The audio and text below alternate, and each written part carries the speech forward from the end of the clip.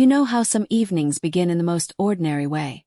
A routine gathering you've been to countless times, and then a single, unexpected moment shifts your entire perspective? That's what happened to me. And ever since, the memory has looped in my head like a melody I can't stop humming. I never sought it out. I didn't even sense it approaching. But it began with nothing more than a glance across a backyard.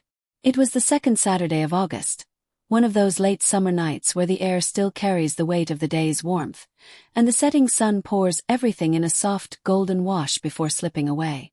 Our neighborhood has a tradition, an annual gathering in the Sanders backyard. It's never elaborate. Folding tables covered in thin plastic cloths, stacks of paper plates, the air thick with the scent of barbecue drifting from the grill. It's the kind of event where you already know the stories you'll hear before you arrive, because you've heard them all before. Truthfully, I nearly skipped it this year. Tom, my husband, was worn out after spending the day golfing with his friends. And if I'm honest, a part of me longed to stay home with a good book and let the night pass unnoticed. But something, habit maybe, or a quiet craving for company, nudged me out the door. I walked the short distance, just 2 houses away, balancing a bowl of potato salad and wearing my most neighborly smile. The atmosphere was comfortably familiar. Mrs. Carter had already stationed herself near the grill, retelling the same vacation tale she'd shared last summer. Children dashed barefoot across the grass, weaving between lawn chairs. I drifted toward the drinks table, poured myself a tall glass of iced tea, and tried to blend into the edge of the crowd. That's when I noticed him. Ethan Sanders, Doug's son. He'd grown up just a few doors down from us. A quiet, well-mannered boy I'd seen ride past my driveway countless times on his bicycle. I remembered him as someone who let others speak first, who smiled softly but never broadly. The last time he'd truly caught my attention, he must have been 8 or 9 years old. But that night he wasn't a boy anymore. Ethan stood by the fence with 2 friends, laughing at something one of them had said. The warm glow from the porch light outlined his profile, catching along the defined edges of his jaw. His hair was slightly longer than I remembered, and his posture carried a calm assurance, the presence of someone who knew himself now. I wasn't the only one who saw it. I caught the quick, guilty glances from a couple of women my age before they turned back to their conversations. We all seemed to share the same unspoken thought. When did Ethan grow up? I'm 54, married for 26 years, with 2 grown children of my own. It had been years since I'd looked at someone and felt that sudden, uninvited spark, that tiny, startled thump in the chest. I hadn't gone looking for it. But when his gaze swept across the yard and met mine, I felt it instantly. As the evening slid from sunset into the muted haze of night, people began moving indoors, drawn by dessert and the cooler air. I lingered in the kitchen, chatting with a few neighbors near the punch bowl. And then it happened again, that strange awareness, the sensation of being watched. I turned, and there he was, standing in the doorway, eyes fixed on mine before he began to walk over. "Hi, Mrs. Reynolds," he said, his voice deeper now, carrying a warmth that caught me off guard. Smiled. "Hi, Ethan. It's been a while." "Yeah," he replied, the corner of his mouth lifting in a faint smile. "Want me to get you a drink?"